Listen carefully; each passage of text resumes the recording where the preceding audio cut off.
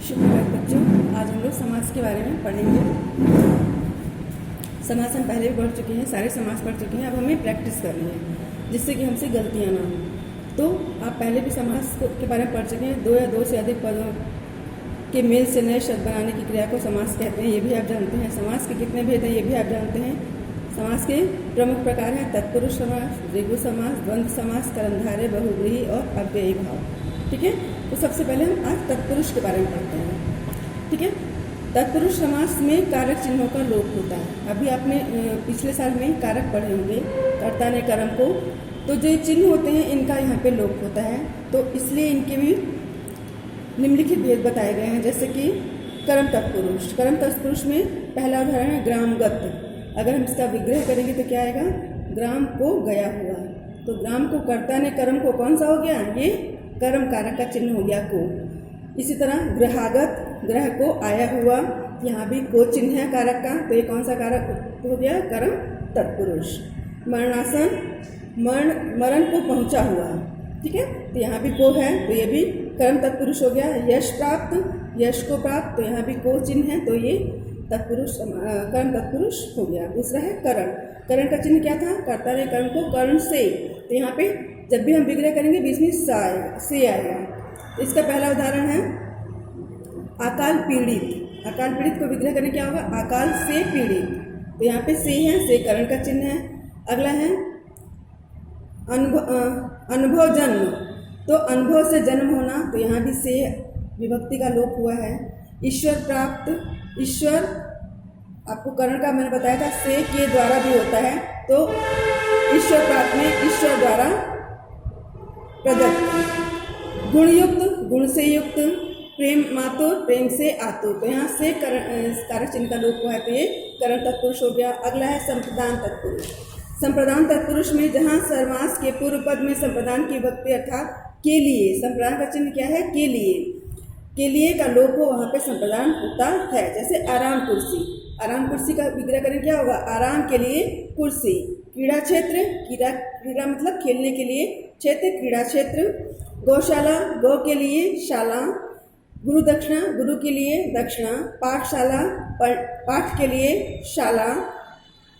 इसी तरह से युद्ध क्षेत्र, युद्ध के लिए क्षेत्र, तो जहाँ के लिए विभक्ति का लोप होगा वहाँ पे संप्रदान तत्पुरुष होगा। अगला है अपदान तत्पुरुष। अपदान में भी मैंने बताया था वहाँ भी से होता है, ठीक है, लेकिन दो चीज़ों में विग्रह होता है, दो चीज़ें अलग होती हैं, ठीक है। से कारक चिन्ह बीच में रहेगा लेकिन दो चीज़ें अलग होती हैं, तो वहाँ पे अपदान कारक चिन्ह होता है। यहाँ पे क्या है, ऋण मुक्त, तो यहाँ ऋण मुक्त, ऋण से मुक्त, तो ऋण से मुक्त मतलब ऋण से दूर हो रहा है, ऋण खत्म हो रहा है, तो जब दूरी प्रकट करते हैं वहाँ पे से चिन्ह हो तो वो अपदान कारक होता है। अगला है गुणहीन, गुण से हीन मतलब गुण से हीन हो रहा है, गुण खत्म दूर जा रहा है, तो वो भी यहाँ पे अपदान तत्पुरुष होगा। जन्मांध, जन्म से अंधा, वो आंखों से दूर हो रहा है, ठीक है, तो आंखों से विहीन हो रहा है, तो जहाँ विहीन या दूरी प्रकट हो वहाँ पे दो चीज़ एक दूसरे से दूर हो या भिन्नता प्रकट हो वहाँ पे अपदान तत्पुरुष होता है। देश निकाला, देश से निकाला, तो देश से निकाला मतलब देश से वो दूर जा रहा है।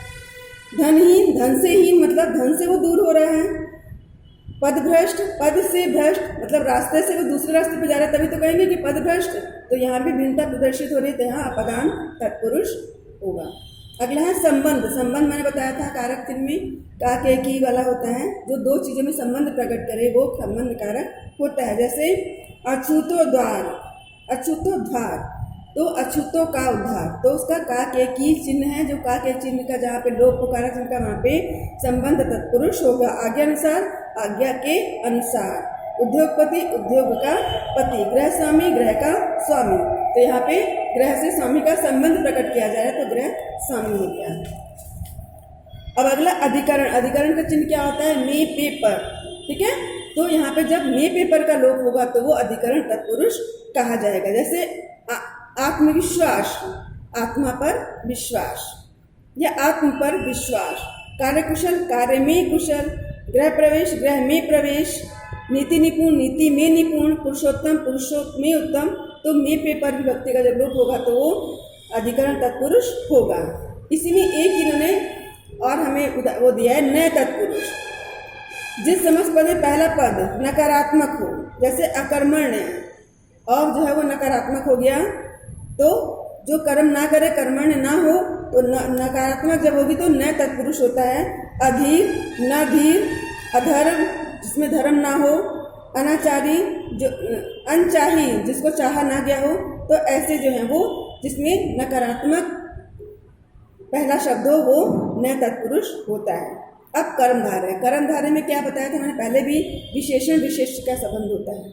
मोस्टली उपमा या रूपक अलंकार जो होते हैं वो कर्मधारय समास के अंदर, प्लीज मिक्स मत कर देना, एक में मत कर देना। मैं एक उदाहरण दे रही हूँ कि पहला शब्द जो है वो दूसरे की विशेषता बताता है। बहुत लोग उसको तत्पुरुष का भागी भी कहते हैं, लेकिन यहाँ पे अलग तरह से पढ़ाया गया है। जैसे क्या है, अंधकूप, तो कूप की मतलब कुएं की विशेषता बता रहा है कि वो अंधा है, मतलब इतना गहरा है कि उसमें कुछ दिख नहीं रहा है, वो अंधकूप है, तो विशेषता बता रहा है कूप की। अंध शब्द, तो ये कर्मधारय समास हो गया। कापुरुष, पुरुष की विशेषता बता रहा है कि वो कायर है, तो कायर है जो पुरुष वो कर्मधारय हो गया। कुबुद्धि, बुरी है जो बुद्धि, तो यहाँ पे बुद्धि की विशेषता बता रहा है कि वो बुरी है। इसी तरह कृष्ण सर्प, कृष्ण है जो सर्प, कृष्ण का मतलब काला है जो सर्प, तो यहाँ भी सर्प की विशेषता बता रहा है।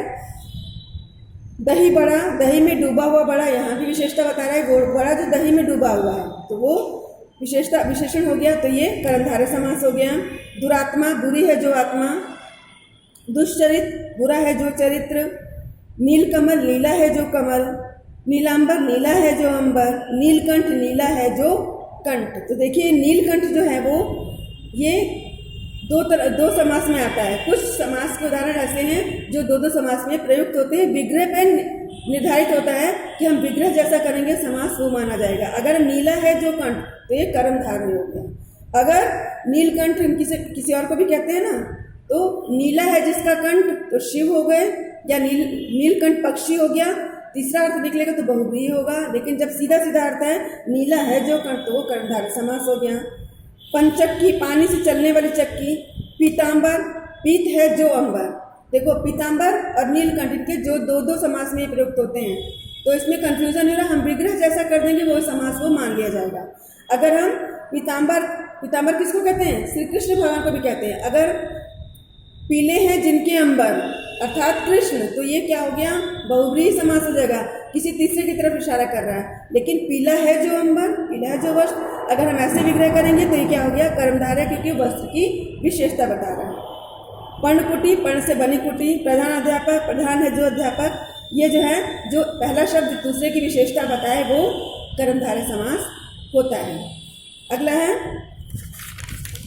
कर्मधारय के भी इन्होंने दो भेद बताए हैं। पहला विशेषण विशेष, दूसरा उपमेय उपमान। मैंने बोला ना रूपक और उपमा अलंकार के जो उदाहरण होते हैं वो मोस्ट जो है वो कर्मधारय समास के समास होते हैं।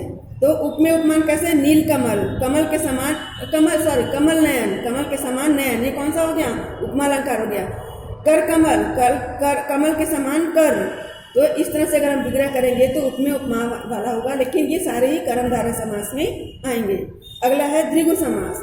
द्विगु समास में क्या होता है? पहला शब्द संख्यावाची होता है, ठीक है। तो चवन्नी, चवन्नी चार आनों का समाहार। चारपाई, चार पायों का समाहार। चौमासा, चार मासों का समाहार। तिरंगा, तीन रंगों का समाहार। त्रिभुवन,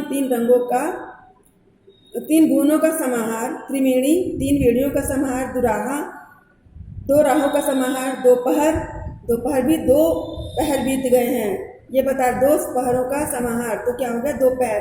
तो ये जो पहला शब्द अगर संख्यावाची है तो क्या होगा? द्विगु समास। अगला है बहुव्रीहि समास। बहुव्रीहि में जहाँ पहला पद दूसरा पद मिलकर किसी तीसरे पद की विशेषता बताते हैं, जो कि मैंने पीतांबर और नीलकंठ में आपको बताया। हमारे विग्रह करने के अनुसार से जो है विग्रह जैसा दिया हो उसके अनुसार से समास को हम पहचानते हैं। यहाँ पे क्या है? कनफटा, ठीक है। कान है फटा जिसका, तो कान फटा किसका, किसको कहते हैं कनफटा? फकीर को, ठीक है। कमल नयन, कमल जैसे नैनों वाले कौन थे? राम थे। जबकि कमल के समान अगर नेत्र अगर इसका वो कर देंगे हम तो क्या हो जाएगा? कर्मधारय हो जाएगा। लेकिन कमल जैसे नेत्रों वाला कौन थे? राम। तीसरा अर्थ आ रहा है, तो ये क्या होगा? बहुव्रीहि समास। गजानन, गज जैसे आनंद वाला। किसको कहते हैं? गणेश जी को। गोपाल, गो का पालन करने वाला, ठीक है, अर्थ इसका गो का पालन करने वाला, लेकिन हम इसको कहते हैं गोपाल किसको है? श्री कृष्ण को। तीसरा अर्थ आता है ना। अगला गिरधर, गिरि को धारण करने वाला, तो यहाँ भी तीसरा अर्थ आ रहा है कृष्ण। गिरीश, पर्वत का राजा, हिमालय, तो उसको हिमालय को हम गिरीश कहते हैं, जबकि गिरीश का मतलब पर्वतों का राजा। तो अलग अलग प्रदेश में, अलग अलग देशों में अलग अलग पर्वत के राजा माने जाते हैं, ठीक है। चंद्रमुखी, चंद्र के समान मुख वाली, तो इसको चंद्रमुखी कहते हैं। तो ये भी जो है वो बहुव्रीहि समास हो जाएगा। अगला है चक्रधर,